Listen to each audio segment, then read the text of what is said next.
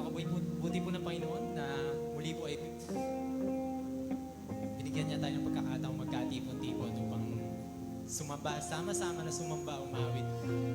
Purihin ang Panginoon sa kadakilaan niya at kung sino siya at sa kanyang mga ginawa sa buhay natin sa loob ng isang linggo. Isa pong biyaya ang araw ng linggo ng kapahingahan kung saan inumpisahan po natin ang linggo na nagpapahinga tayo sa ating Panginoon, na inuuna natin ang ating Panginoon. Dati, iniisip ko, ang araw ng linggo parang reward na after mo magtrabaho ng 5 to 6 days, meron kang reward na makapagpahinga ng isang araw. Pero hindi pala. Bilang isang mananampalataya, tinuruan tayo ng Panginoon na umpisaan natin ang isang linggo sa Panginoon tayo manahan.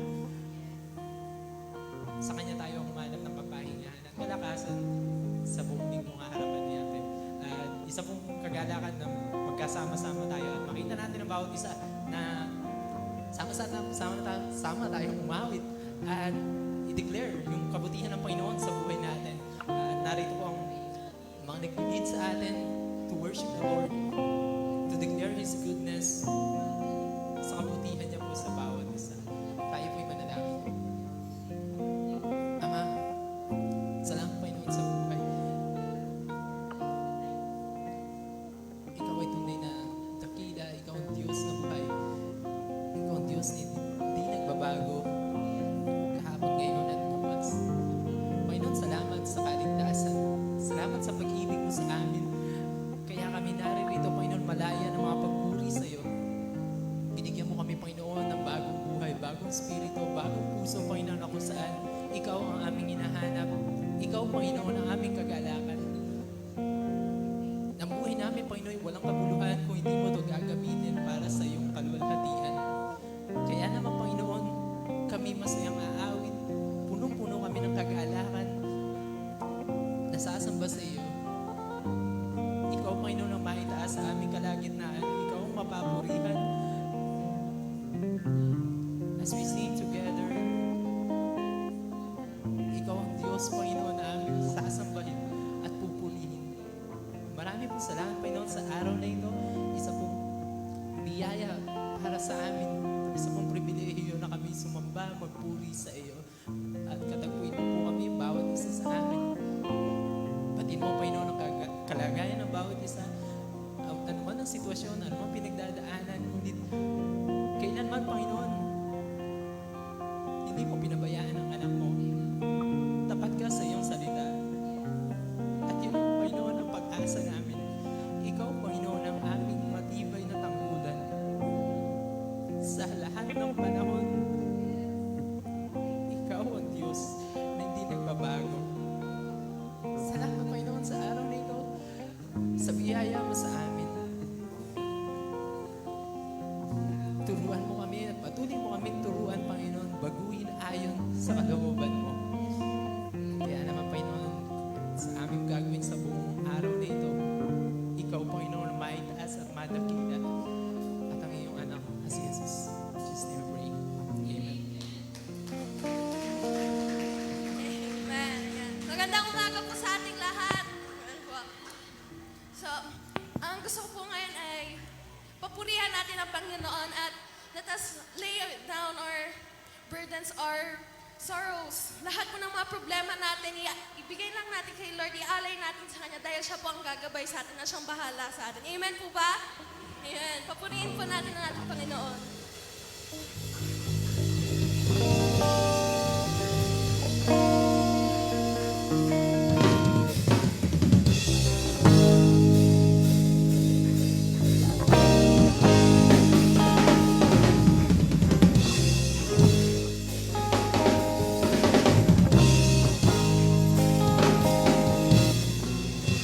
I'm trading my sorrows. I'm trading my shame.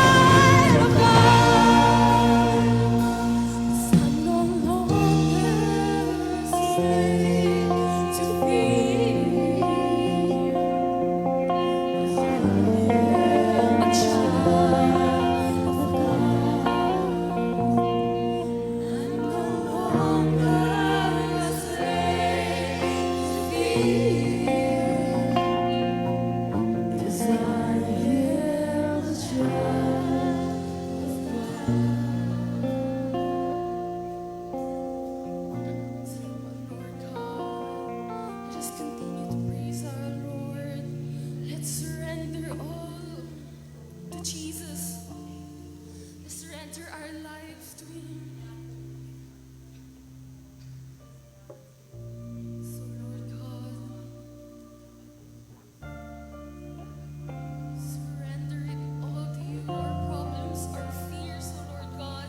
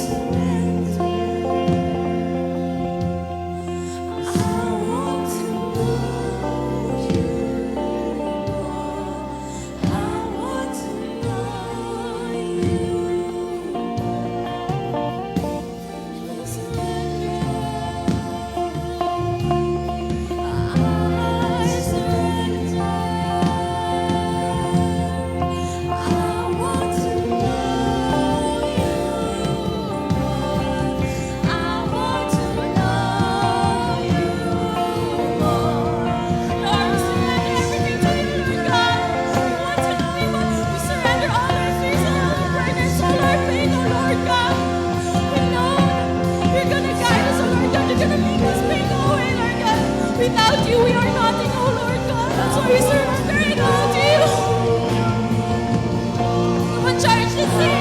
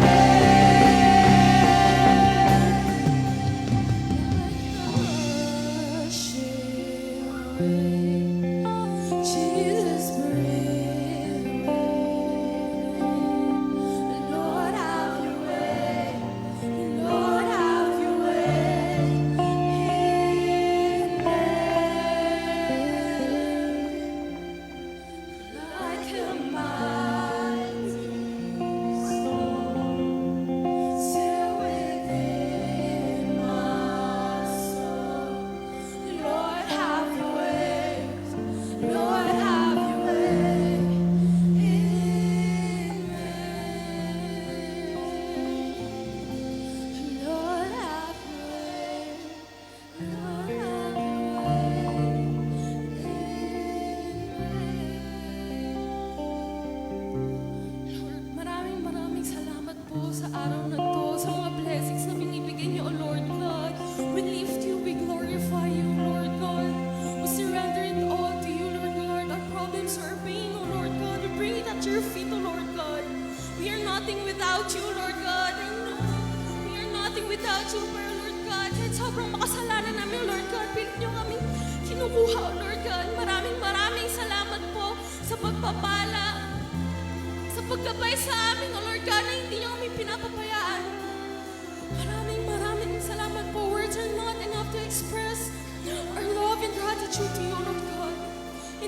mighty name we pray. Amen.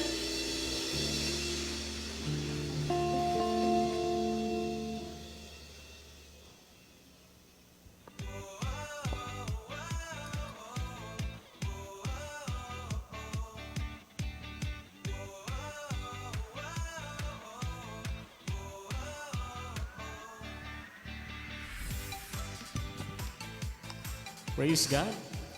God is good. And all the time. Amen. Mabuti ang Diyos. Amen. Hallelujah. Tayo po ngayon ay nasa bahagi ng pagkakaloob. Nais ko lang pong bahagi ng konting salita ng Diyos. Maigsi lang po ito. Sabi po ng Exodus 23:25. Ako si Yahweh ang salamang ninyong paglilingkuran. Pasasaganahin ko kayo sa pagkain at inumin at ilalayo sa anumang karamdaman. Ang Diyos po ay may 4 na blessing na nais pong ibigay sa bawat anak niya na nais maglingkod sa Kanya. Gusto niyo po ba yon, yung 4 na blessings? O hindi po lahat gusto. Gusto niyo po ba yon, 4 na blessings na ibigay sa atin ng Diyos? Amen. Unang-una po na nais na ibigay na blessing ng Panginoon sa atin, yung blessings po na blessings of daily provisions. Po? Plano ng Diyos, plano ng Diyos na ibigay ang kanyang pagpapala sa pamagitan ng masaganang pagkain at inumin. No? Ngunit hindi ito nararanasan ng ibang sapagkat tinatalikuran nila ang Diyos at nagpapaalipin sila sa kanilang maling pangangatwiran. Wala pang pinabayaan ng Diyos na naglilingkod sa Kanya, no? Bagamat minsan po ay dumaranas tayo ng mga pagsubok, no? Pero ang katunayan, wala pang pinabayaan ng Diyos. May pinabayaan po ba ang Diyos sa atin? Wala pa. Purihin ng Diyos. So, blessing of daily provision. And number 2, blessings of protection. Ano po? God has the power over sickness. He can do everything to protect us from deadly sickness. But we need also to do our part. Ano po? Kailangan din nating gawin yung limbawa, binigyan nga po tayo ng protection ng Lord, ano? Pero tayo po ba ilalabas ng hating gabi, madaling araw, na alam naman natin, no, sa panahon ngayon ay napaka-delikado po, no? So nasa atin din po yung pag-iingat, ano po? Although may binigay sa atin ang protection ng Lord, pero siyempre gawin din natin yung nararapat sa ating buhay, sa ating sarili, yung pag-iingat, ano po, no? Ganun din sa pagkain, no? Siyempre, masarap ang kumain, pero siyempre yung mga bawal na pag sumobra ay masama na rin sa kalusugan natin, no? And number 3 is the blessings of productivity, no? Sabi ng awit 1:3, katulad niya ay punong kahoy sa tabi ng isang batisan, laging sariwa ang dahon at namumunga sa takdang panahon. So ano man ang kanyang gawin, siya ay nagtatagumpay. No? Productivity, ang mga taong naglilingkod sa Diyos at may blessings o productivity sa mga taong sumusunod sa kanyang mga aral. So, ang paglilingkod lamang po sa ating Panginoon ay kinakailangan na hindi lamang po sa pamagitan ng pagtugtog, pamagitan ng pag-preach, ano? Kagaya ng ating gagawin ngayon, tayo po ay magkakaloob, tayo po ay naglilingkod na sa ating Diyos. Susundin natin yung kanyang mga kautusan, no? Yung ating pagtatights, pagkakaloob. So, and lastly po, blessings of long life, no? Sabi sa Exodus 23:26, at bibigyan ko kayo ng mahabang buhay. Nais po ba natin mahabang buhay? Amen. So hindi lamang po dito yung nais ng Diyos na mahabang buhay. Pagdating din po sa tamang panahon na tayo po ay kukunin nating Panginoon, doon po yung mahabang buhay. No? Magsasawa tayo doon sa piling ng Diyos. Amen? So purihin ang dakilang Diyos sa kanyang kabutihan sa bawat isa sa atin. Sa amin po ni Sister Maricel ay tunay po na mabuti ang Diyos. Magmula po nang kami po ay nasumpungan ng ating Panginoon. Sapagkat kami po ay nagsimula lamang sa wala. Pero tunay nga na mabuti ang Diyos at nakita po namin ngayon yung kabutihan ng Panginoon talagang siksik-liglig at umaapaw. Sa amin pa lang pong pagpapaaral ng aming anak na bunso ay talagang ngayon po namin na nalaman yung mga hinaing ng mga magulang, pagpapaaral ng college ay sobrang hirap talaga. Ikaw ba naman ay piliin ng anak mo ay magtulak ng barko? Napakahirap talaga nun. So, purihin ng Diyos, bagamat may mga kinakailangan na kakibat na bayarin, ay nandyan pa rin ang Panginoon na handang tulungan ang bawat isa sa atin, in terms of mga pananalapi, kalusugan, pag-iingat, So, purihin ng Diyos, tayo po ay manalangin. Ama naming Diyos na nasa langit, kami po ay nagpapasalamat sa iyong kabutihan sa bawat isa sa amin. Sa oras ito, Panginoon, sa aming pong pagkakaloob, tanggapin mo po bilang isang mabangong samyo sa iyong harapan at magamit po ang mga panalaping ito sa iyong ubasan, Panginoon, sa paglaganap ng iyong mga salita sa mundong ito, Panginoon. Salamat po, dakilang Diyos, sa mga magkakaloob. Patuloy mo pong pagpalain, maging sa mga hindi rin po magkakaloob. Ikaw po ang isang patuloy na tumatagpo na kanila pong mga pangangailangan at sa takdang panahon ay sila rin po ay makapagkaloob, Panginoon. Pinupuri ka namin, dinadakila. Ito po ang aming samot panalangin na may pasalamat sa pangalan ni Jesus. Amen.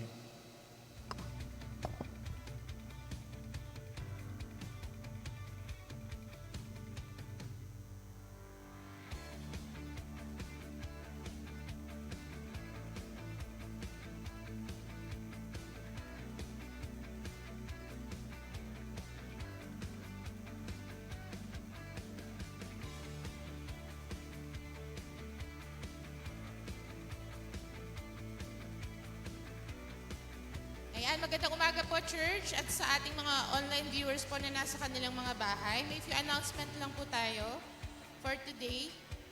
Bali sa darating po, yung last Sunday na in-announce po ni Pastor JB, yung February 11, yung sa concert po ng music. Thrill of Hope, kung di po ako nagkakamali, 4 to 8 p.m. So sana po supportahan po natin. Sa Robinson Star Mills po siya gagawin. So yung mga gusto pong umattend, makipag-coordinate na lang po tayo kay Pastor Rene. And then sa darating din pong February, baka sa mga end of the week po, yung ating post-Valentine celebration or program, magkakaroon po tayo nito. Ang mga announcement and details po, sa next Sunday po natin siya ina-announce. And then sa mga leaders po lahat, may emergency meeting daw po tayo mamaya lahat. So please maiwan po. Ulitin ko po lahat po ng leaders. Ayan. Salamat po. And then, meron tayong bagong kasama po ngayon na nasa iglesia. Maari po bang tumayo si Teresita Manalo? Andito po ba siya? Ayan, hello po, welcome po. Sister Teresita Manalo, welcome po kayo sa Christ Centered Life City Church. At manatili na lang po tayong nakatayo dahil ipapanalangin po tayo. Sige po, tawagin ko na po si Pastor Vicky.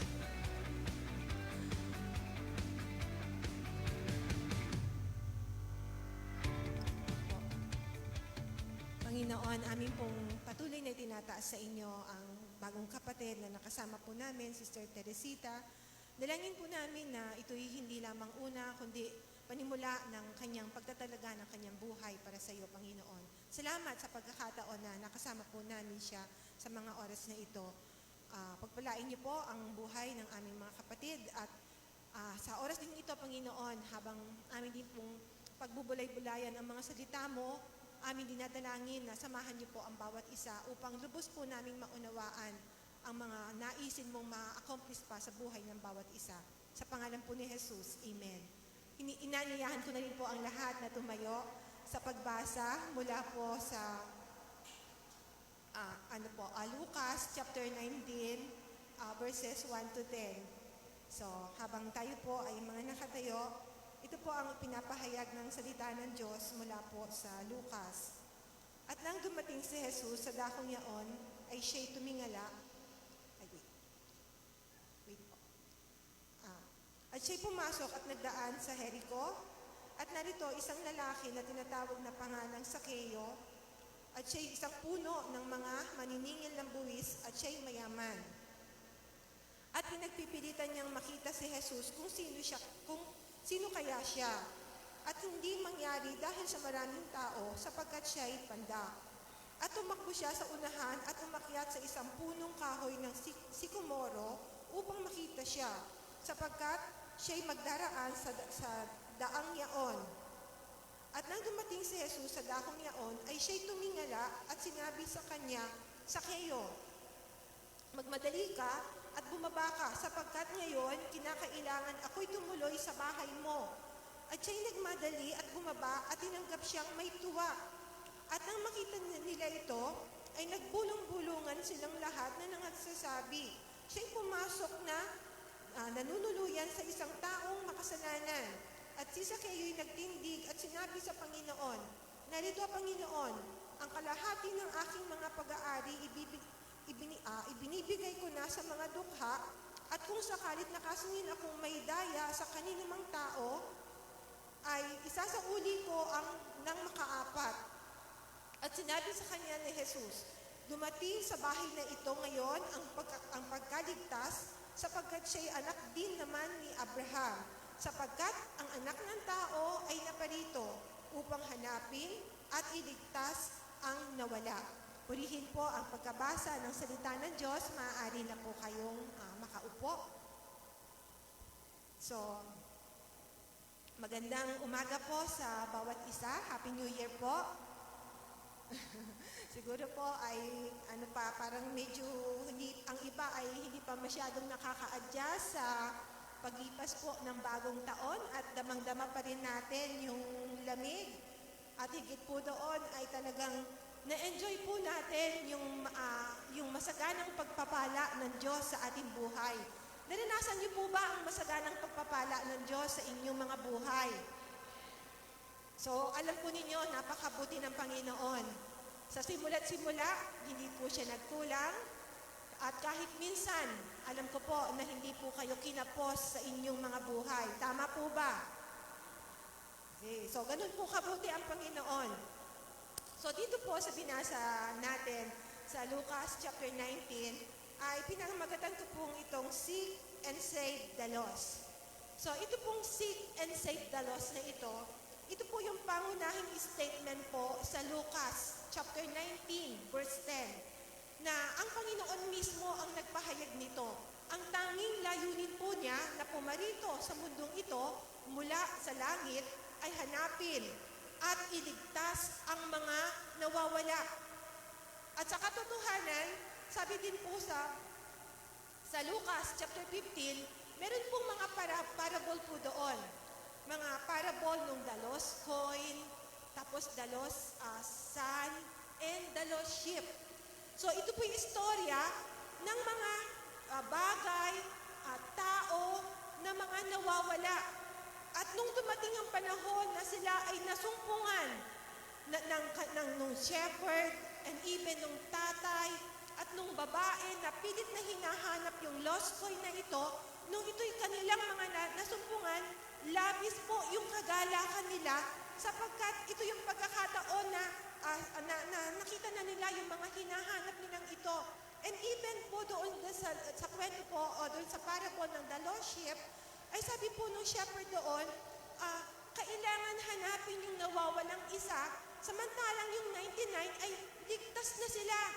At ang katotohanan nito, sabi nga, He came to seek and save the lost. At hindi lamang po yun, dumating din siya even sa Matthew, sabi po doon, upang pagalingin ang mga may karamdaman. So ito po ang layunin ng Diyos. So today, salvation has come to this house. Since he is also a son of Abraham, for the Son of Man came to seek and to save the lost. So, today I choose to present to you two scenarios. The story is coming from Luke 18 and Luke chapter 19. So hindi ko masyadong bibigyan ng diin yung Luke chapter 18. Ito po'y patungkol sa isang mayamang lalaki na nagmamadali siya, hinahabol niya ang Panginoon, at sabi niya, Panginoon, paano ba ako magkakaroon ng buhay na walang hanggan? Since ikaw ay isang mabuting guro, sabi ng Panginoon sa kanya, how come you say that I am a good man? Isa lamang ang mabuti, ang Diyos lamang. Sabi ng lalaki to na buong pagyayabang na sinasabi sa ating Panginoon, Lord, nagawa ko na ang lahat ng mga sinasabi mo. Yung mga commandments ay simula pagkabata, na-accomplish ko na ang lahat ng yan. Ginawa ko na ang lahat ng yan. At sabi ng Panginoon sa kanya, isang bagay ang maaari mong gawin sa mga oras na ito. Sabi ng Panginoon sa kanya, go, sell your property. Ibenta mo ang lahat ng mga kayamanan mo. Ipamigay mo sa mga mahihirap. Nung marinig ng lalaking ito ang statement na ito ng Panginoon, labis po siyang nalungkot. Dahil isang pagpapatunay, ang kayamanan ng lalaking ito, walang iba, o sabihin ko, ang Diyos ng lalaking ito, walang iba kundi ang kanyang kayamanan. Kanina po, lesson din po sa ating klase, tinuturo po ni Sister Susan, yung kayamanan. Alam ko po, madami na po sa mga kapatid ang pinagpala ng Diyos. Amen. Hindi po lingid sa inyo nung tayo po yung mga nung nagsisimula pa lamang ang gawain. Una-unahan, hindi na alam ng mga anak natin eh. Hindi na alam ng mga anak natin, hindi na alam ng yung iba na may mga apo ngayon, ano ba yung kusot? Ano ba yung kusot? Hindi nyo alam yun eh.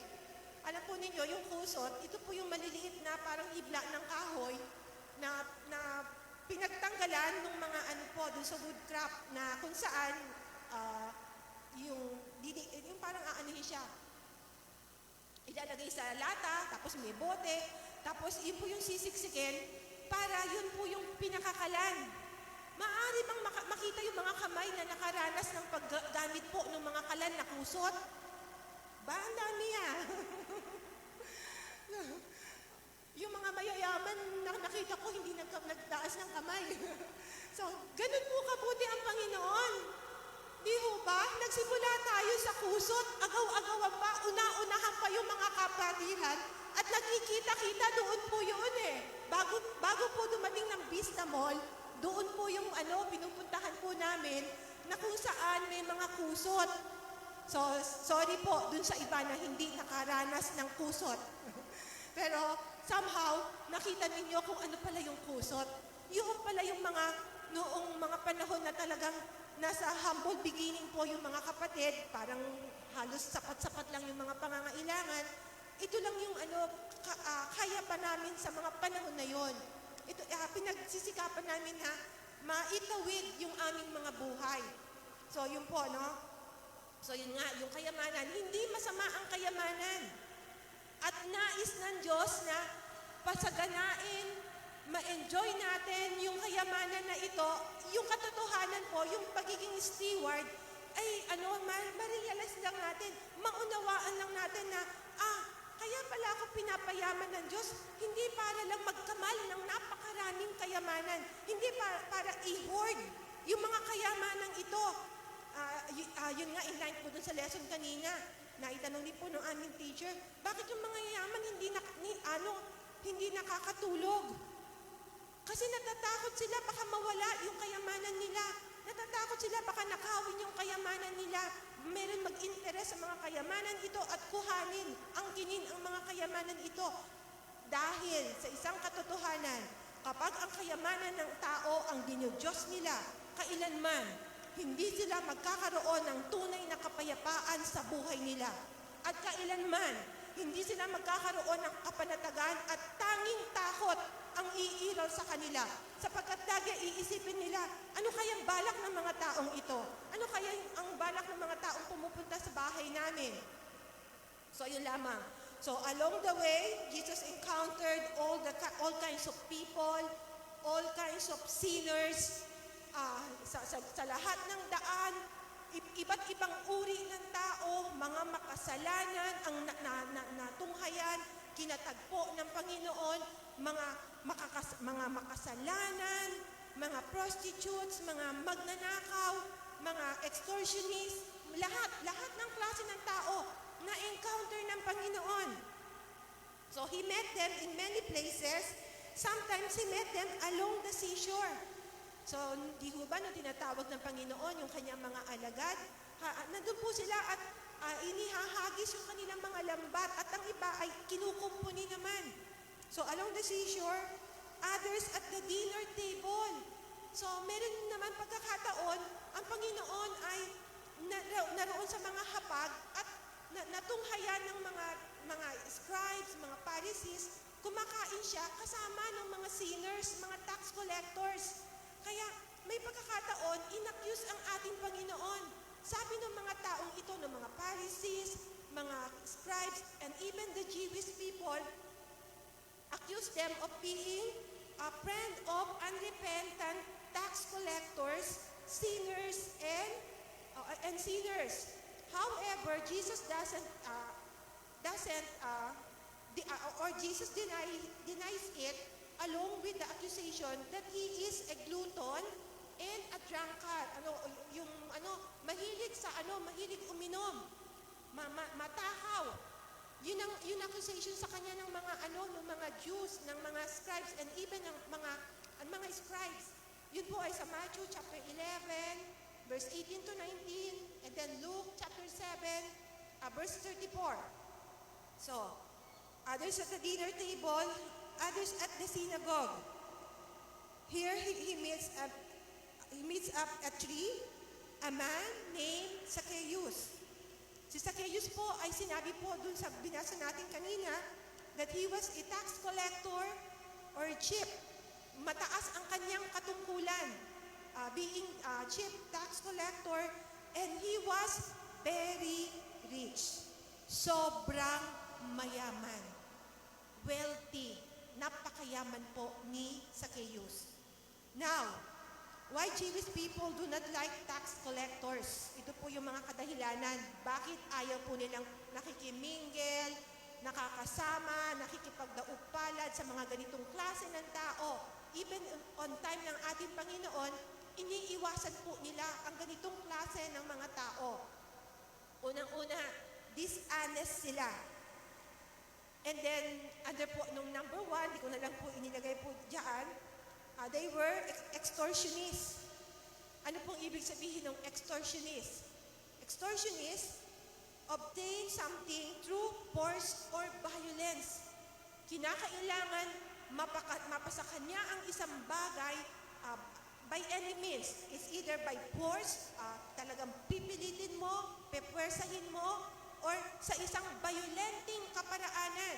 So yun po yung mga under po ng dishonest na yon, extortionist. So part po noon ay extortionist po si Zacchaeus. And then making themselves rich by taking too many money from their fellow Jews. So meron siyang meron siyang discretion dahil chief tax collector siya. Under him, mga collector pa rin, mga tax gatherer.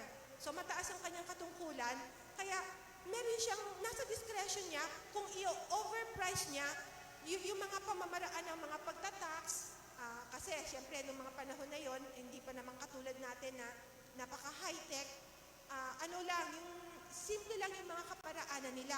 So si Zacchaeus being the chief tax collector, hinired po siya ng Roman government. Ang Roman government po ang nag-hire sa kanya upang mangolekta ng mga taxes upang mapaayos yung kanilang pamamahala sa gobyerno. So, making themselves rich by taking too much money from their fellow Jews. And then number 2, they were traitors.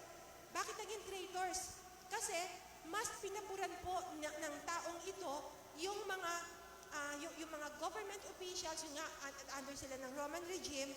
Kaya pinapuran po niya yung mga taong namamahala sa kanila instead na tulungan yung kapwa Jew niya.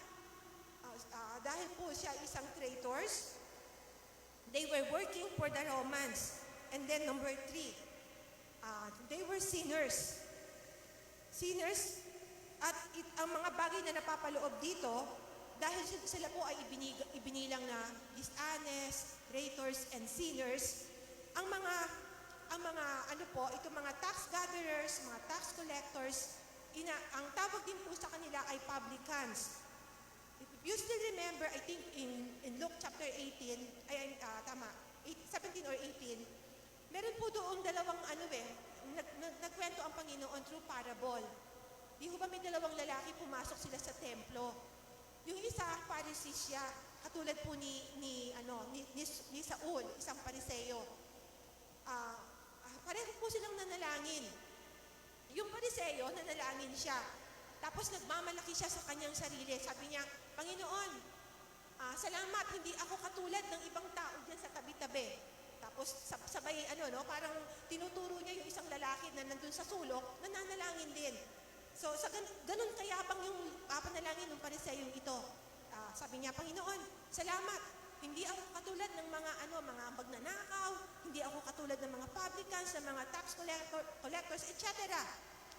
Panginoon, twice a week, nagpa-fasting ako.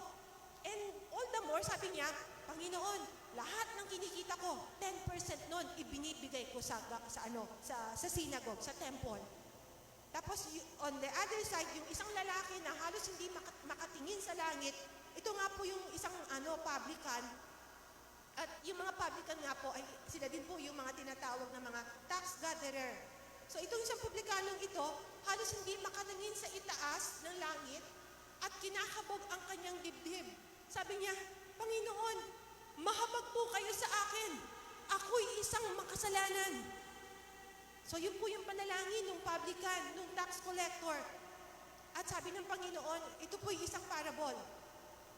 Mga kwento, pagsasalaysay na hindi directly na nagtutukoy dun sa mga characters. So sabi ng Panginoon, sino ang umuwing yung pinatawad ang kanyang kasalanan? Alam po ninyo, walang iba, kundi yung isang publikano. Sapagkat naroon sa kanyang sarili ang totoong pag-amin, ang totoong repentant heart na sinasabi niya, Panginoon, patawarin mo ako. Ako'y isang makasalanan at kinakailangan ko ang tagapagligtas. So, yun po. So, since they were sinners, itong mga tax gatherer na ito, hindi po sila allowed na mag-join doon sa loob ng synagogue. Ibig sabihin, sarado po ang pintuan para sa mga ganitong klase ng tao. Not allowed to hold public office or give testimony in a Jewish court, and then they choose to live outside of God's law. At sila po ay inihalin tulad o ka-level lamang po nila yung mga robbers, murderers, at ang totoo nito, yung prostitute, mas mataas pa yung level ng prostitute dito sa mga tax gatherer na ito. Okay.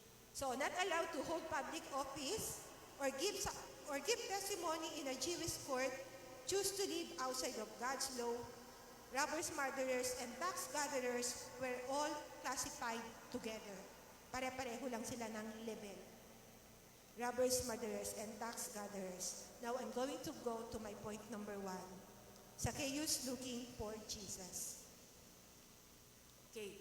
So, in Luke chapter 19, verses 1 to 4, ito po yung prominence po niya. Ito pong prominence, state of being important or famous. So, as been mentioned, or as we have read in chapter 19, verse 2b, he is a man of position, a chief tax collector, and then a man of power. He was rich. Napakayaman. At other translations sinabi doon, he was very wealthy, he was very rich. Napakayaman. Okay, so yun po yung letter A. And then letter B, sa kabila po ng prominence na ito, meron po siyang malaking problema. Dahil di ko ba sabi po doon sa verse 1, ang Panginoon ay daraan doon sa Jericho. And most probably, siguro dahil ito po yung ministry ng ating Panginoon eh. He's been known to other mga towns, mga provinces, nakilala na siya. At maraming tao na ang naka-witness ng mga miracles, mga healing, lahat-lahat ng mga ginagawa ng ating Panginoon. Na-witness na po nila ito. And most probably, ay narinig na ito ni Zacchaeus. Kung kaya't nagkaroon siya ng intention. He was in his desperate, yung situation. Kanina, yung inabit natin, yung desperately, I am hungry, hunger and thirst, na ito yung naranasan niya. Nagkaroon siya ng sobrang, yung desperate to see Jesus. And most probably, dahil marami na siyang mga news na nariringgan na ang Panginoon ay ibang klaseng tao. At there is something, masasabi natin, he has a man who has authority and power and who could deliver him from all sins and who could deliver him in all sickness. So ito po probably yung naringgan na ni Zacchaeus. Kung kaya, sa kabila ng yung kanyang kalagayan na sabi po na prominent siya, yet meron siyang problema. Unang-una yung crowd. Sobrang dami ng crowd na wala siyang pagkakataon na makalapit sa ating Panginoon at bukod doon yung kanyang kondisyon na he was too short or small. Napakaliit niya. So too short to see Jesus. At ang katunayan nito, di ba, sa Romans chapter 3, verse 23, for all have sinned and fall short.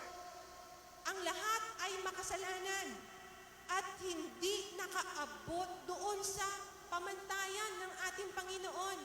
Kapos, kulang ang ating wala tayong kakayahan na umabot doon sa standard ng Panginoon.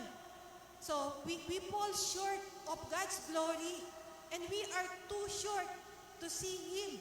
Just like Zacchaeus, his condition, too short to see Jesus. Okay. So, letter C, his persistence. So, sabi nga, di ba, yung prominence niya, mayaman. Mataas ang katungkulan. Saan kayo nakakita na isang government official ang napakataas ng tungkulin sa gobyerno, tapos nagmamadali? Parang tignan natin kasi he is short di ba? Sabi, too short. Nagtatatakbo dahil naringgan niya ang Panginoon ay dadaan sa lugar na yon. So inunahan na niya ang Panginoon bago pa dumaan doon sa road sa Jericho. So inunahan na niya ang Panginoon dahil nga doon sa great crowd na dadaan. At alam niya na wala siyang pagkakataon na makalapit sa ating Panginoon. So, in his great persistence, and then, yun nga kanina, yung desperation niya, yung kanyang curiosity, very curious siya na kailangan makita ko, makadaog palad ko, o from a distance, ay matanaw niya ang ating Panginoon. So, yun po yung nais ng taong ito, ni Zacchaeus. So, he set aside all his dignities, lahat ng mga pagkakakilala ng tao sa kanya bilang isang mataas na nanunungkulan sa gobyerno, napakayaman, sinet aside po niya ang lahat ng ito dahil sa gusto lamang niya na makita, matanawan ang ating Panginoon. So, set aside his dignity and then climb up a sycamore tree. So, meron ako mga maybes lang dito, no? Kasi we will be assuming na ito yung nagaganap sa buhay ni Nicodemo along the way. O bago pa lamang niya ma-encounter ang Panginoon, meron na po siyang mga nararanasan sa kanyang buhay. Maybe Zacchaeus had a conscience that bothering him. So sa atin, bago tayo kinatagpo ng ating Panginoon, marami tayong mga tanong, marami tayong gustong, marami tayong mga gustong malaman. Marami mga bagay na nagbabothered sa atin. So maybe Zacchaeus had a conscience that bothering him. had been seeking God or had been seeking after God, wanting to get his life back on track. Gusto niya na mapaayos na muli ang kanyang buhay. Kasi sa mahabang panahon, namuhay siya ng makasarili. Namuhay siya ayon sa kanyang naisin, ayon sa kanyang kagustuhan. So, had been seeking after God, wanting to get his life back on track. But unable under Jewish law, a tax gatherer was excluded from the synagogue. Dahil nga doon sa mga batas na ibinaba po ng mga nanunungkulan sa loob ng synagogue, ng mga templo, bawal. Bawal silang, or sabihin, they were excluded from the synagogue. Bawal na bawal silang pumunta sa loob ng mga synagogue. Had realized that what he wanted in life was not to be found in silver coins. So, nagkaroon ng pagkakataon sa buhay niya, na-realize niya, hindi lang pala kayamanan ang maaaring mag-satisfy sa buhay niya. Hindi lamang yung mga silver coins na nakakamal niya, yung sobra-sobrang kayamanan na nandun na sa kanyang storehouse, ano man ang tawag natin doon, sa mga pinagtataguan niya, hindi lang pala mga silver coins, hindi lang pala yung mga kayamanan na ito. So, na-realize niya, meron pa palang mas mahalaga sa buhay na ito bukod sa kayamanan. Okay, now we will go to number 2, Jesus seeking Zacchaeus. So, along the way, ay ang Panginoon pala, meron siyang importanteng meeting. Napakahalagang encounter na magaganap. Iisip ni Zacchaeo, nagsisearch siya sa ating Panginoon. Pero along the way, dahil ang Panginoon, bago po siya tumungo doon sa Jerusalem, probably ilang linggo, kasi yun po yung panahon na ipapako na siya sa krus at kinailangan niyang dumaan doon sa road of Jericho. Dahil pala sa isang mahalagang encounter na magaganap, kakatagpuin niya si Zacchaeo. So Jesus seeking Zacchaeus in Luke chapter 19 verses 5 to 6. So Zacchaeus went looking for Jesus. Okay.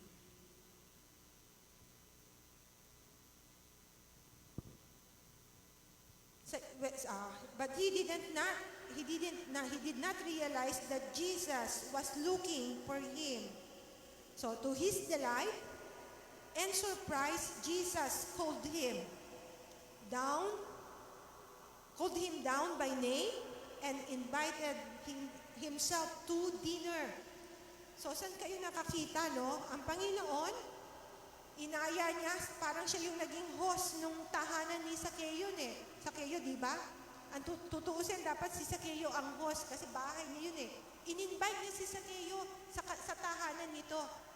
So, okay. Tumakbo siya sa unahan at umakyat sa isang punong kahoy ng sikomoro upang makita siya sapagkat siya'y magdaraan sa daang yaon. Okay. At nang dumating si Jesus sa daang yaon, siya'y tumingala. At sinabi sa kanya, Zacchaeus, magmadali ka at bumaba ka.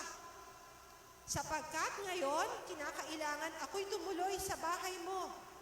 So, ito po yung pagkakatawag ng ating Panginoon kay Zacchaeus. So, alam po ninyo, yung sikamoro, sa pagkakadescribe po, sa pag-aaral ko po dun sa mga talata rito, ang sikamoro po pala ay hindi naman talaga siya daw tumataas ng napakataas. Kung kaya't, hindi naman magiging napakahirap kay Zacchaeus na pumanik sa puno ng sikamoro. Kaya lang, maraming branches na malalaki ang sikamoro, kung kaya't doon sa ganoong kaanyuan ng punong ito, pwedeng magtago si Sakeo doon sa mga branches. At hindi siya directly makita ng Panginoon dahil sa dami daw po ng branches ng sycamore tree. Okay, so yun po yung pagkakadescribe po ng sycamore tree. So, again, Jesus seeking Zacchaeus, Jesus came to him. Okay, so Jesus considered him, Jesus called him. So this is an urgent call. So sabi ng Panginoon, Zacchaeo. So probably sa atin, tinawag niya ang ating mga pangalan. Sa maraming panahon, alam ko po, tumatalikod tayo sa Panginoon. Tumatakbo tayo dun sa pagkakatawag ng Diyos. Ayaw natin sumuko sa Kanya. Ayaw natin sumuko dun sa layunin ng Diyos sa ating mga buhay. Dahil gusto natin, kung ano yung mangyari sa buhay natin, yun ang magaganap. Kaya sa maraming beses, tinatalikuran natin ang Diyos. Kasi gusto natin masunod yung ating sarili. Pero sa pagkakataong ito, sukol na si Zacchaeus From dun sa grupo ng mga crowd, imagine, nandun siya dun sa puno ng sikamoro, no? Ang Panginoon probably pagod siya dahil alam niyo naman, pagka-crowd, naroon yung magtutulakan. Kahit na hindi ka na itulak, kusa ka ng dun ba sa pressure ng sobrang daming tao? Kung na-experience niyo na po yun, sobrang dami ng tao, hindi mo na kailangan minsan lumakad pa o humakbang pa, kusa ka nang itutulak ng mga tao sa likuran mo. So, yung ganong kalagayan, most probably ay naitutulak ang Panginoon at ano bang malay niya na nandun pala si Zacchaeus, nandun sa puno ng sycamore tree at inaabangan siya sa pagdaan niya doon sa punong yun. So, Jesus came to him and then called him, sabi niya, Zacchaeus, magmadali ka. So, this is an urgent call. Magmadali ka. At bumaba ka sapagkat ngayon kinakailangan ako'y tumuloy sa bahay mo. So, this is an urgent call. Verse 5. So, for Zacchaeus to come down immediately, I must stay at your house today. And then, an unmistakable call. Hindi po nagkamali ang Diyos. Nung kayo ay magpasya na sumunod dun sa pagkakatawag ng Diyos, hindi po kayo nagkamali. Vice versa, hindi rin po nagkamali ang Diyos nung tawagin niya tayo. Kanina inawit, di ba? From our womb, from the womb of our mother. Doon pa lang sa sinapupunan ng ating nanay, kilala na tayo ng Diyos Paano ka patatalikod? Paano ka patatakbo sa Diyos? Doon pa lang sa womb ng nanay natin, tinawag na tayo at kilala niya na tayo. And even sa Mateo, sabi po ng Mateo, maging ang bilang ng ating mga buhok ay alam ng Diyos. How could you say no to God? How could you say and reject the calling of God in your life? Samantalang itong mga pahayag na ito na doon pa lang sa sinapupunan ng mga nanay natin, and even in Mateo, sabi po doon, wag kang mabahala kung paano yung mga ibon pinapakain ng Diyos. Ikaw pa. More than 2 years now and probably running to 3 years, Jehovah. Ito pong pandemic na ito, middle of March, nung dumating po yan 2020. So, running for 3 years na. For the past 3 years, meron bang magre-reklamo dito na sasabihin natin na ng tahasan sa Diyos? Panginoon, pinabayaan mo naman ako No. We could not say. And we cannot even yung mag-a-utter ng reklamong ito na, Panginoon, nakalimutan mo naman ako Hindi po. Ni minsan, hindi po tayo nakalimutan ng Diyos. Dahil, even po sa mga pinapahayag ni Solomon, tayo po yung apple of His eyes. Ganun tayo ka-precious sa harapan at sa paningin ng Diyos. Napakahalaga po ng bawat isa sa atin. So, in Revelation chapter 3, verse 20, I stand at the door and knock. If anyone hears my voice and open the door, I will come in and eat with that person and they with me. So, tatapusin ko po ito and later, meron po akong ipapaplay po doon, the response. In Luke chapter 19, verses 8 to 10, pareho pong may response eh. Nung tinawag ng Panginoon si Zaccheo, dali-dali po siyang nagmadali, bumaba, at talagang tuwang-tuwa po siya. Ganon din naman sa ating lahat, di ho ba? Nung na-encounter natin ang Panginoon, talagang excited tayo, tuwang-tuwa tayo, at gusto natin na ang buong pamilya ay maihatid sa paanan ng ating Panginoon. Ang buong pamilya ay makarinig ng gospel. Ang buong pamilya ay maligtas. So, on the same manner, kay Zaccheo, tuwang-tuwa po siya. So, the response, Zaccheo received the Savior with an obedient heart, with an open heart, and obvious joy. Ito po yung mga katangian ni Zaccheo. Hindi po siya, yung parang nag-hesitate pag sumunod sa Panginoon. Sandali lang, maghintay ka, hindi ganun eh. Madali siyang bumaba doon sa sycamore tree. So, yung kanyang obedience. And then, with an open heart and obvious joy. Tuwang-tuwa siya. Natanggapin ang Panginoon sa kanyang tahanan. As a witness by his testimony, dalawang bagay po. Ito po yung ipinahayag ni Zaccheo. Marahil sabihin natin, nung sila po ay tumungo na sa kanilang bahay, maraming teaching na ibinibigay ang Panginoon sa kanya. Kung kaya't, nanggaling mismo sa bibig ni Zaccheo, as a witness to him, ito po yung sa lumatipan na mga text na nagpapatunay, kung may mga tao na meron silang kinuha na hindi kanila, ito yung mga dapat nilang gawin. Yun po ay sa Leviticus chapter 6 and then Exodus chapter 22. Kung inangkin man nila yung hindi nila pag-aari, tapos humarap sila sa korte at napatunayan na ito yung mga ginawa nila, ito po yung mga dapat nilang gawin. So, ito po yung pag-amin. He will give half of his wealth to the poor. So, kalahati ng kanyang kayamanan, ibibigay sa mga mahihirap. And number 2, he will restore fourfold any money to any person he has cheated. So, kung meron man siyang dinaya, niloko, sabihin na natin, ano pang ginawa niya. Ibinulsa yung pera ng mga Jews na katulad din niya, kasi isa po siyang Hudyo eh. Sabi niya, ito yung mga dalawang bagay na gagawin ko. Ito yung pangako niya sa Panginoon. In response doon sa totoong pagkaranasan niya, nung maranasan po niya, nung ma-encounter niya ang Panginoon, at talagang na-realize niya na meron pagbabagong nagaganap sa buhay niya.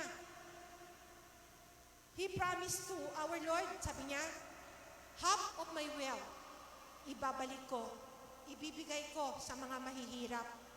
Hindi lamang yun, sabi niya, kung meron man ako mga dinaya, niloko ng mga tao, kasi yun po ang pagkakasabi, fourfold, 4 na beses.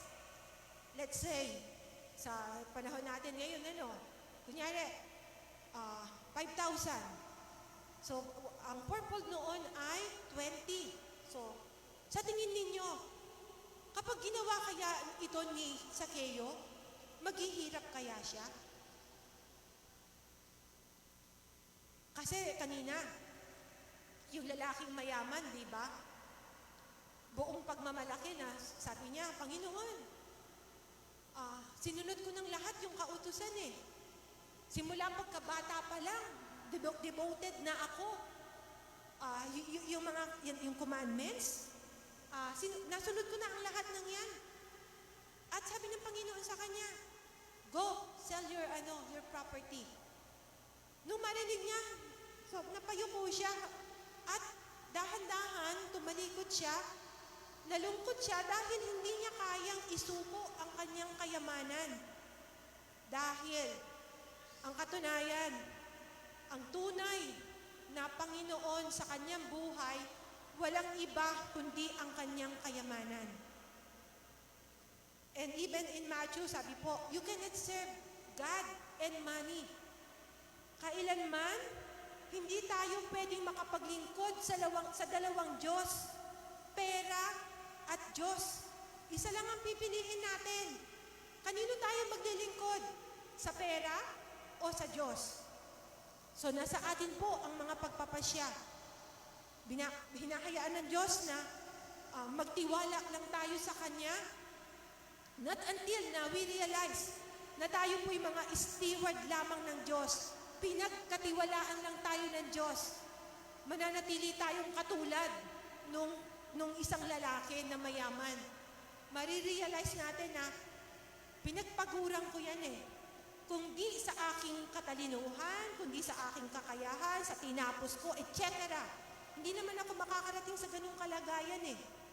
Kasi nagtitiwala sila sa kanilang sariling kakayahan at iniisip nila na na-accomplish nila ang lahat ng yon dahil sa kanila and without the help of God. So, now I want you to watch this, yung mula po sa, totoo po itong mga nangyari at ma-challenge po tayo sa buhay ng mga taong ito, si April Tam Smith. Gusto ko pong tingnan natin. Ang PS Kitchen ay matatagpuan sa West 48th Street sa New York City. PS Kitchen ang pangalan dahil tulad daw sa isang liham na may pahabol na PS sa dulo, bukod sa nag-o-offer sila ng pagkain at inumin, nais din nilang ipaabot sa lahat ang kanilang mga layunin. PS, ang pagkain nila ay 100% plant-based. PS, nagbibigay sila ng trabaho sa mga taong nangangailangan ng second chance. At PS, idinodonate nila ang 100% ng kanilang kita. Kilala ang PS Kitchen sa kanilang mga pagkaing plant-based dahil maganda ito sa kalusugan at kapaligiran. Ngunit mas nakilala ang restaurant na ito dahil sa dami ng taong napabago nila ang buhay. Karamihan kasi sa kanilang mga empleyado ay mga dating preso, nagre-recover mula sa adiksyon o kaya ay mga walang tirahan. Ngunit sa PS Kitchen, ang mga taong ito ang mas prioridad nilang bigyan ng trabaho. Binibigyan nila ng pagkakataong sila ay makabangon at baguhin ang takbo ng kanilang buhay. Si Raul Rivera ay isa sa mga mapapalad na nabigyan ng oportunidad na magtrabaho dito. Labas-pasok siya sa kulungan noon dahil sa droga at karahasan. Nung magdesisyon siyang magbago, pagkalabas niya ng rehab ay nahirapan siyang makahanap ng trabaho dahil sa kanyang nakaraan. Kaya naman hindi makapaniwala si Raul nang mag-apply siya bilang dishwasher sa PS Kitchen dahil tinanggap siya agad ng walang pag-alinlangan. Umiyak na lamang si Raul sa tuwa dahil may tao pa palang magbubukas ng pinto para sa kanya. Para kay Raul, ang PS Kitchen ay hindi lang trabaho, kundi ito ang nagsalba sa kanya. Dahil sa trabaho niya ay naramdaman niyang may halaga siya. Si April Tom Smith ay ang babae sa likod ng PS Kitchen. 11 years old lamang si April nang mag-migrate sila ng kanyang pamilya sa Amerika mula Hong Kong para makipagsapalaran. Hindi naging madali sa kanyang mga magulang na makahanap ng magandang trabaho doon, kaya alam niya kung gaano kahirap ang walang trabaho. Ngunit dahil sa likas na talino at determinasyon, nakakuha si April ng scholarships sa Massachusetts International at sa Columbia Business School. At ngayon nga'y full-time managing director sa isang bangko sa Wall Street. Ang mga tagumpay na ito ay sobrang ipinagpapasalamat ni April sa may kapal dahil bihira lamang ang makakapunta ng Amerika at makuha ang buhay na meron siya. Kaya naman naisip niyang ibalik ang pasasalamat na ito sa pamamagitan ng pagtulong sa iba. Nag-volunteer, nag-donate sa mga charities at bumiyahe sa ibang bansa para lamang magbigay ng tulong si April. At sa isang biyahe nga niya sa South Africa ay nabuo ang ideya ng PS Kitchen. Nung bumisita si April sa isang bahay ampunan sa South Africa, ay nilapitan siya ng grupo ng kabataan at inabot sa kanya ang papel na may nakalistang mga bagay na kailangan nila. Ngunit labis na naantig si April dahil ang nasa listahan ay hindi pala para sa mga bata na nag-abot sa kanya, kundi para sa mga kaibigan nila na mas nangangailangan ng tulong. I'm going to be glad that I took a leap of faith. And most importantly, the day I go and meet my maker, I want him to just be able to say, good work, good and faithful servant. And that's just really what we're after. Mula nang buksan ang PS Kitchen noong 2017, nagkaroon na ito ng revenue na aabot sa $3.7 million. Bukod sa masustansyang pagkain kanilang inihahanda, mga trabaho na kanilang naibigay, ang lahat ng kita nila ay napupunta sa mga charities. Nariyan ang Share Hope na gumagawa ng mga damit at nagbibigay ng mga programa tungkol sa edukasyon at kalusugan sa Haiti. Ang Justice Rising na nagbibigay naman ng dekalidad na edukasyon sa mga komunidad na apektado ng gera. Nakapagpagawa sila ng mga paaralan, meron ding mga seminars at mga programang nagsusulong ng kapayapaan. Nandiyan din ang Defy Ventures na nagbibigay ng entrepreneurial training para sa mga taong minsan nang nakulong at nakalaya para maging handa sa kanilang pagbabalik sa lipunan. Tinuturuan silang magnegosyo para sa pagpapatuloy ng kanilang buhay. At ang Restore NYC na tumutulong sa mga biktima ng human trafficking sa Amerika. Nakapagpatayo rin sila ng 3 paaralan sa Congo, Africa, ang PS Kindness, PS Grace at PS Justice. Marami rin silang nabigyan ng trabaho sa Haiti. Nung mangyari ang pandemya ay maraming customers ng PS Kitchen ang nagbigay ng donasyon na umabot sa halagang $120,000 na siyang itinulong at ibinili nila ng pagkain para sa mga frontline workers. Ang ginagawa ni April sa PS Kitchen ay voluntaryo at wala siyang nakukuhang maski 1 sentimo sa kita nito dahil sapat na para sa kanya ang makatulong sa iba. Alam niya sa kanyang sarili na ang kanyang ginagawa ay hinding-hindi niya pagsisisihan kailanman. Okay. Habang tinatawagan ko po ang ating music ministry sa likodan. So nakita ko natin yung buhay po ni April. Ang dami po nilang mga agency na mga tinutulungan, mga schools na ipinatayo sa Africa, sa Haiti, at yung mga nakulong na minsan. So ang ganda po ng patotoong ito, no ho. So marahil ay iniisip natin, from time to time may mga challenges sa atin, magtapat tayo sa ating pagbibigay. At kung may mga pagkakataon na inaangat ng Diyos yung ating antas ng kabuhayan, hindi para iangat din yung lifestyle natin. Kasi kung iaangat natin yung lifestyle natin, kung dati, nakakapagsuot tayo ng mumurahing mga damit dahil well-off na nga tayo, may kaya na tayong bilhin ang gusto natin. So, kung tayo po ay katulad nung tinutukoy doon sa Luke na lalaking mayaman na natakot siya, nangamba siya na sumunod sa Panginoon kasi ang tanging kayamanan niya, ang tanging Diyos niya sa buhay niya, ang kayamanan niya. Kaya hindi siya nahahandang sumunod sa Diyos eh. Pero, kapag nakita natin ang Diyos, ang totoong Diyos sa ating buhay, matututunan natin na kung tayo po ay inaangat ng Diyos sa buhay natin, kinakatagpo ang ating mga pangangailangan in the sense na pinapayaman po niya tayo kasi gusto niya na iangat din natin yung antas ng ating pagtatapat sa Kanya. Iangat din natin yung antas ng yung pagtitiwala natin sa Diyos na hindi dahil sa ating kakayahan, hindi sa ating sariling karunungan, kundi dahil sa Diyos pa rin na nagbibigay ng lahat. So, maaari po tayong umawit.